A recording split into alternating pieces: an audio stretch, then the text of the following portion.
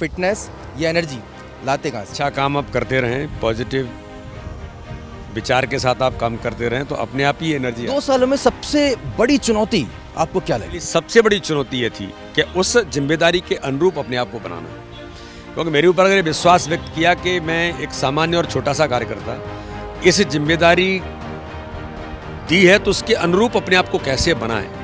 तो इन 2 वर्षों में मेरे लिए यही एक बड़ा प्रयास था। इन 2 सालों में बतौर प्रदेश अध्यक्ष वो कौन सा ऐसा काम है जिसमें आपको सबसे ज़्यादा सुकून मिला?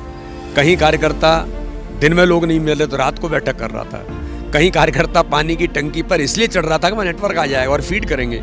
ये जब मैंने देखा तो मुझे तो बहुत संतुष्टि हुई कि कार्यकर्ता किस प्रकार से काम करता है। तो बूथों पर 90% से ऊपर डिजिटाइजेशन जो होना ये सामान्य घटना नहीं थी, ये बड़ा सुकून देता। वो ऐसा पल जब आप जनता के बीच में गए जिसने आपको भावुक कर दिया? मैं उज्जैन के पास एक गांव में गया था बूथ विस्तारक योजना में।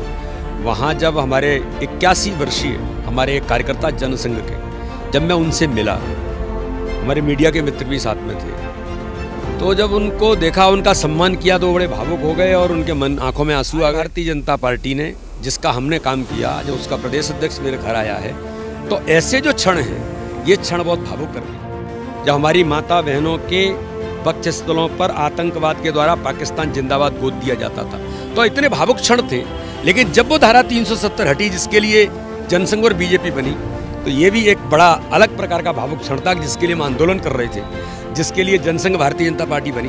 वो कलंक भारत माता के सिर मुकुट पर नहीं है, स्वतंत्र भारत माता है और कश्मीर उस धारा 370 से भी आजाद। सिंह जी लगातार आपको निशाने पर लिए हुए हैं, कैसे देखते हैं? आपके ऊपर सीधे तौर पर अवैध माइनिंग के उन्होंने आरोप लगाया, लेकिन मैं उनको चैलेंज करता हूँ, मेरे जीवन के अंदर अगर दाग दिखा देंगे ना तो मैं वो सामने आकर के मुझसे बात करें, तब उनको पता लगेगा ये इस प्रकार के झूठ और छल कपट की राजनीति क्यों करते हैं, किसके सहारे पे करते हैं। कि देश बाबा साहब अम्बेडकर के संविधान और कानून से चलेगा, शरीयत के कानून से नहीं चलेगा। जो 5 राज्यों के विधानसभा चुनाव हो रहे हैं, वी.डी. शर्मा जी आप सांसद भी हैं, बड़े नेता हैं, क्या आपको लगता है कि वाकई में विकास अब एक मुद्दा है, या फिर जो तमाम जो सेंटिमेंटल जो मुद्दे हैं, जो हम कह सकते हैं कि धार्मिक मुद्दे हैं?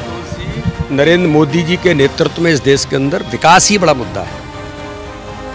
भारत के प्रति मान सम्मान जो दुनिया के अंदर बढ़ा, ये मुद्दा है जो इन लोगों से झिलता नहीं। हिंदुत्व मुद्दा होगा या विकास? मध्य प्रदेश के अंदर विकास सबसे बड़ा मुद्दा है। मध्य प्रदेश के अंदर गरीब कल्याण का जो माननीय मुख्यमंत्री जी के नेतृत्व में जिस प्रकार का हमारा अभियान चला है और हर गरीब का जीवन बदला, ये सबसे बड़ा मुद्दा है। क्योंकि इतने व्यस्तता आपकी रहती है, अब पारिवारिक जिम्मेदारी भी हैं, आप पिता भी बन चुके हैं, कितना समय दे पाते हैं घर वाले के नाराज तो नहीं होते?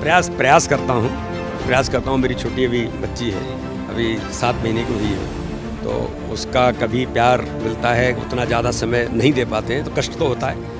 शर्मा जी का अगला जो लक्ष्य है या अगला खुद को कहाँ देखते हैं? क्योंकि प्रदेश अध्यक्ष से बड़ा स्टेट में कोई बड़ा पद होता नहीं है संगठन में। मुझे हमेशा एक ही लक्ष्य रहता है, जो काम मिला है उस काम को अच्छे से अच्छा करना।